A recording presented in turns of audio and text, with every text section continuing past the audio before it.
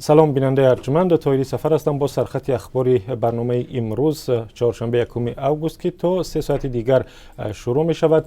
برنامه رسا ساعت 4 به وقت دوشنبه و ساعت 2 به وقت مسکو آغاز می یابد. برنامه را مستقیم در کانال آزادی ویدیو در یوتیوب و وبسایت رادیو آزادی می توانید تماشا کنید.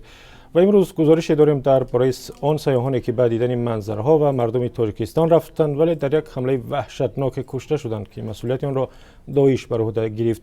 ویدیوی نوی را از سیاحت این دوچرخه سواران در کلاب داریم که به شما نشان می‌دهیم. درباره یک مسئله مهم دیگر هم گزارش داریم که با خواهش شما و به خصوص مهاجران گرامی آماده شده است. گزارش درباره بالا رفتن قیمت بلیط ها به روسیه و برعکس است. بلیط ها در همین یک ماه اخیر 50% قیمتشان بالا رفت و مثلا بلیط یک طرف به مسکو حالا به تقریبا $500 رسیده است. چرا؟ در برنامه همه را به شما خواهیم گفت.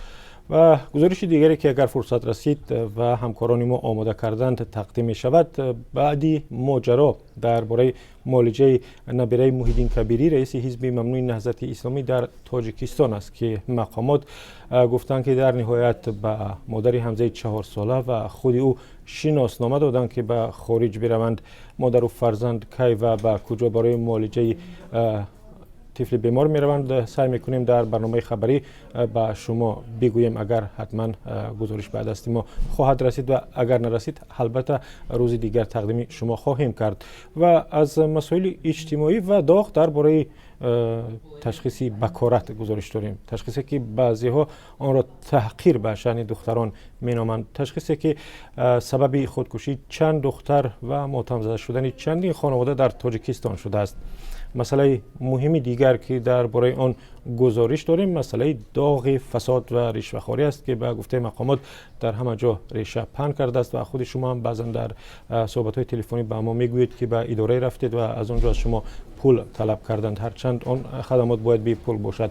و مقامات رسمی روز دوشنبه 3 وزارت و 3 ساحه را نام بردند که به گفته آنها فساد و رشوه در آنها بیشتر از دیگر ساحه ها دیده می شود. کدام وزارت ها است، کدام ساحه ها در برنامه خبری تقدیم شما خواهیم کرد.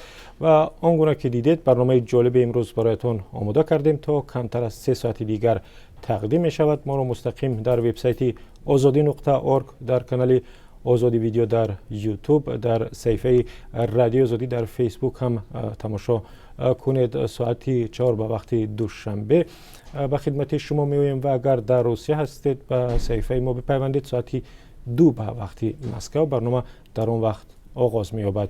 و شنونده ارجمند هر وقت که خواستید ثبت این برنامه رو در گروه رادیو آزادی در ادنکلاسنیکی هم میمونیم و البته با صفت بلندتر همچنین در یوتیوب دیگر باره نشر می شود. هر وقت خواستید اگر فرصت نکردید مستقیم تماشا کنید لطفاً برگردید به کانال آزادی ویدیو در یوتیوب، به وبسایت azadi.org. در اینستاگرام هم کانال با نام رادیو آزادی داریم، می توانید به صفحه دوستان ما بپیوندید و هر وقت خواستید گزارش و عکس و گزارش های رادیو آزادی رو در اونجا ببینید.